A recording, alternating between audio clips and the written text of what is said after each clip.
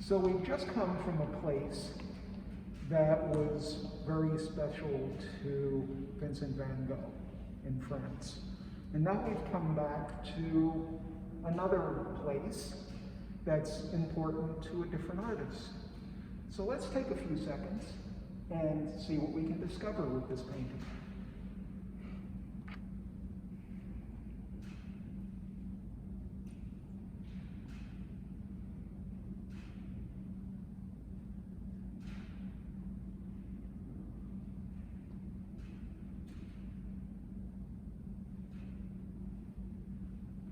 So what do we see going on in this painting? Earl. Well, I like the weather report. You like the weather report. What do you see that, I'm not sure, can you explain that a little better?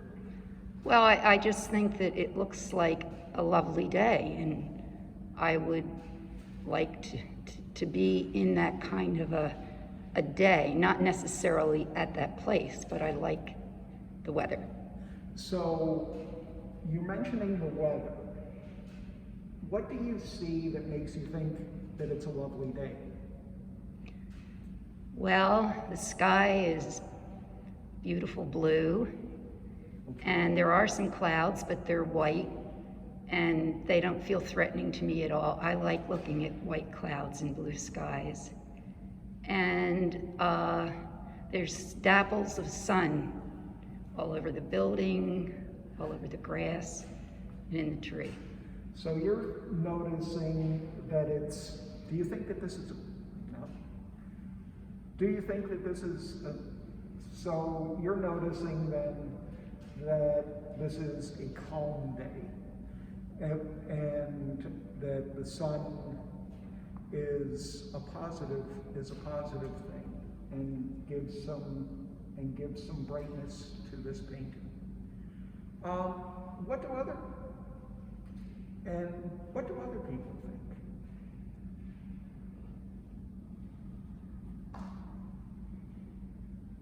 Okay. Well, Sure. I'm thinking of since we're mentioning the sky, I'm thinking of the Van Gogh clouds, I'm thinking of these clouds. And these clouds seem much calmer and maybe dreamier.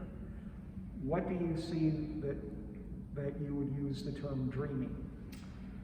Well, they seem to be light and sort of just floating. They're not turbulent like Van Gogh's clouds. They're just sort of light, thin, airy, floating white clouds. So you're noticing that a quiet, calm day as opposed to a turbulent day that we saw in the other painting. What do other people think about that?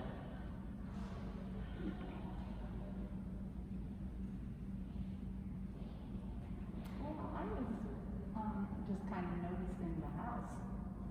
And what do you see that makes the house interesting? Well, it takes up a lot of the painting.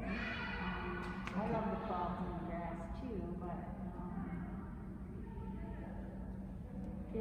there's a lot of the house and other buildings there. And I think there's a little mystery about the house because it doesn't really look like it has people in it or that it's inhabited. You use the term mystery. What do you see? Why do you use the term mystery? What do you see that makes you use the term mystery? Well, in contrast to the lovely day, the buildings themselves don't look very well kept up right now. And like there's no evidence of any human habitation. I'm not even sure that I can see a door on how to get into that house, which I think might have been pretty nice at one time. So you're noticing that the place is unoccupied? you're wondering what the place might have been at a different time.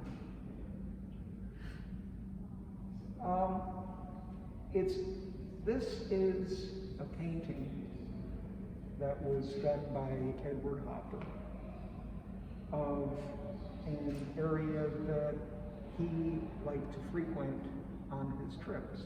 Not specifically this house, but the area. So,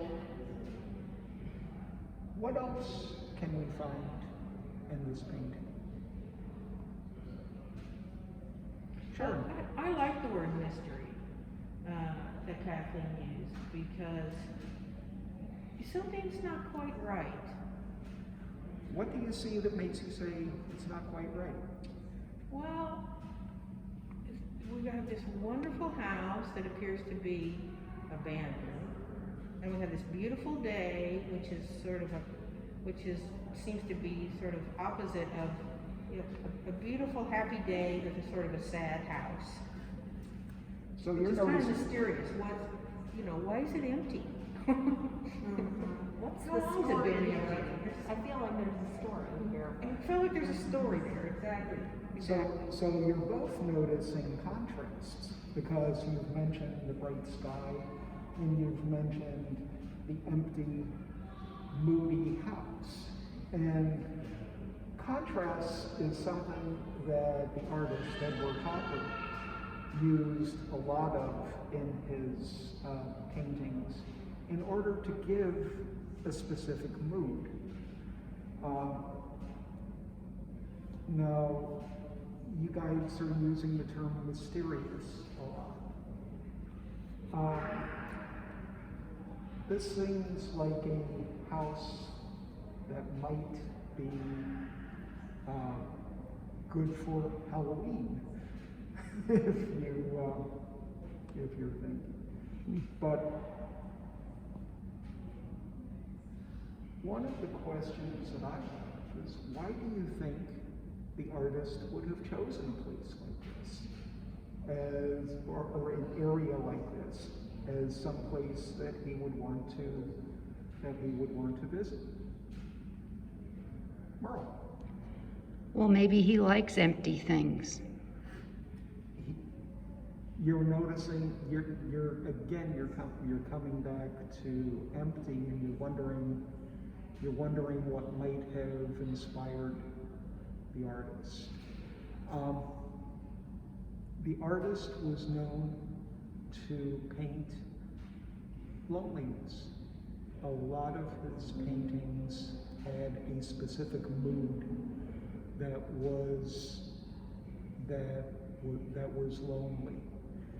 And this is a place that might have inspired him to do things like that.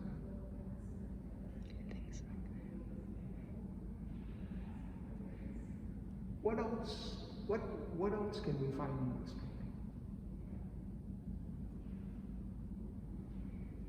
painting? Well, I like the tree. Tell me what you see. What do you see that makes you say that you like the tree? I like the tree. It's inviting to me. It's lovely the way the sun's hitting it and the way the branches arch. Great place for sitting on that branch, that lower branch, maybe looking out. So you're seeing that as a positive place in this. No, I just like the tree. You just like the tree. And the sun.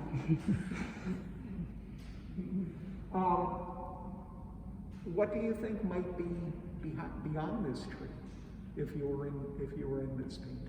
Water. Water. What do you see that makes you think that it would be water? Well, it's Cape Cod. Cape Cod to me spells water. So what do the rest of you think about what might be beyond the horizon in this painting? I would agree with Merle. I think it's water. You would think? Maybe sand. Could be sand. Chiavici or, there's blue over there, which to me, it's a suggestion for her anyway. It's a suggestion of water. Well, what we've seen today is a painting of a place that that might have been special to the artist. The area certainly was special to the artist because he traveled there a lot. And it's a painting that shows a very moody thought process going on whenever he created this painting. So the next thing we're going to be doing is going to several other places where an artist took a different viewpoint of those places.